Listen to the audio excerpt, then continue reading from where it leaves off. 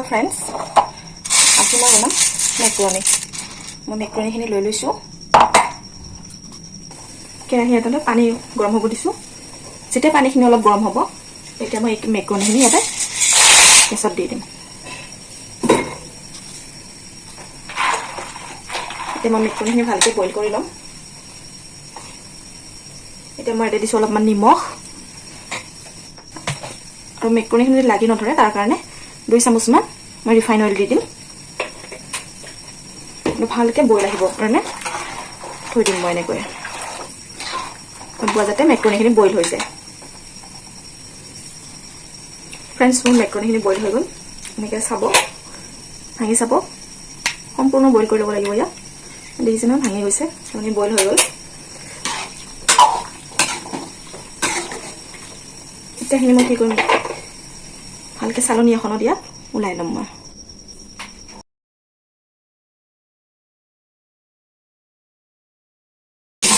জালি জালি টাইপৰ যিকোনো খৰাহি এটাখন দিব পাৰে আপুনি। অলপ ধুই ল'ব ঠাণ্ডা পানীৰ লগত। এতিয়া পুৰা মেক্ৰণিখিনি ঠাণ্ডা হৈ গ'ল। এইখিনি যিমানখিনি পানী আছে সেইখিনি মই এনেকৈ ৰাখি থৈ দিম কিবা এটাৰ ওপৰত।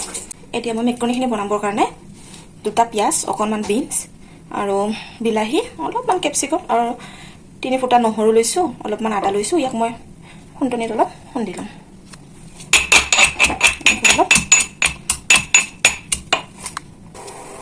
এতিয়া মই এটা কেৰাহীত অলপ অইল লৈ ইয়াতে মই যিখিনি আদা নহৰু অলপ যে খুন্দি লৈছিলোঁ সেইখিনি মই ইয়াতে দি দিম। তাৰপিছতে পিঁয়াজখিনিও দি দিম।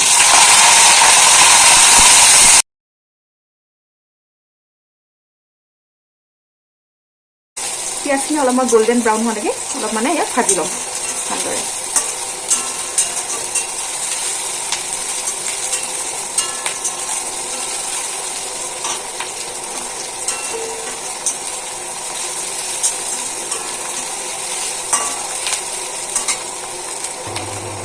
পিঁয়াজখিনি ব্ৰাউন কালাৰ হৈ গ'ল।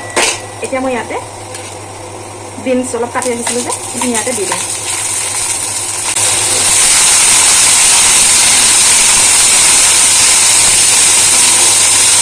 বিনছখিনি অলপমান মই ভাজি ল'ম, 1-2 মিনিট।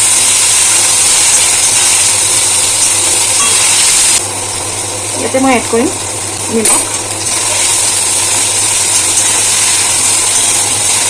আৰু অলপমান হালধি পাউডাৰ। যেতিয়া মানে বিনছখিনি অলপ অলপ চফ্ট হ'ব তেতিয়া আমি ইয়াতে কেপচিকাম কাটি ৰাখিছিলোঁ সেইখিনিও ইয়াতে দি দিম আৰু এটা বিলাহী কাটি ৰাখিছিলোঁ যে সেইখিনিও ইয়াতে দি দিম ভালকৈ।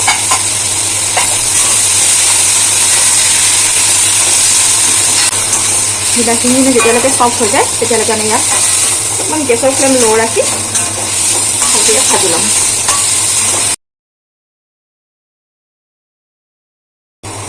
যিখিনি মেক্ৰণি মই বইল কৰি ৰাখিছিলোঁ সেইখিনি ইয়াতে মই এটা ঢালি দিম। এইটো মই লাহে লাহে ইয়াত মিক্স কৰিম।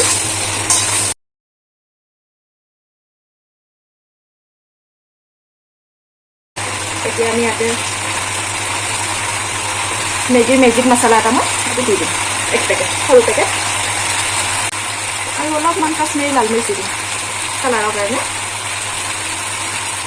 আৰু 1 চামুচ জিৰা পাউডাৰ, আৰু একো দিব নালাগে।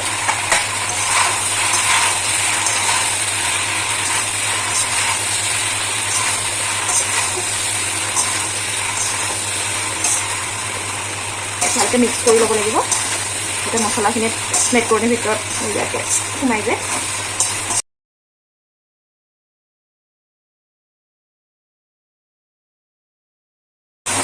আমাৰ প্ৰায় হৈ গৈছে।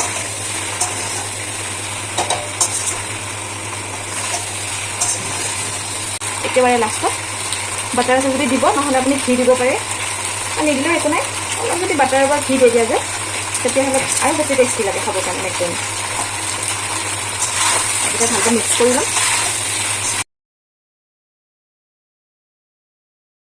ইয়াতে মই অলপ টমেটো কেচাপ এড কৰিম, 2-3 চামুচ, অলপমান গ্ৰীণ চিলি চচ